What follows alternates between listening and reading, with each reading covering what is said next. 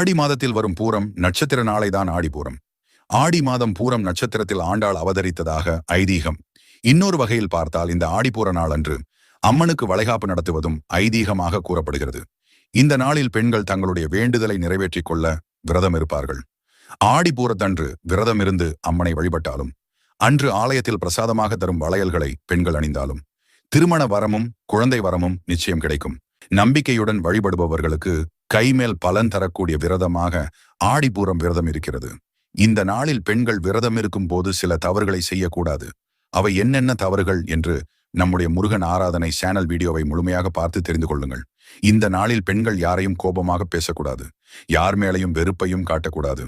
இந்த நாளில் பெண்கள் குளிக்காமல் உணவு சமைக்க கூடாது. காரமான உணவுகள் மற்றும் மசாலா சேர்த்த உணவுகளை சமைக்கவும் கூடாது. சாப்பிடவும் கூடாது. பெண்கள் நெற்றியில் விபூதி குங்குமம் இல்லாமல் இருக்கக்கூடாது. இந்த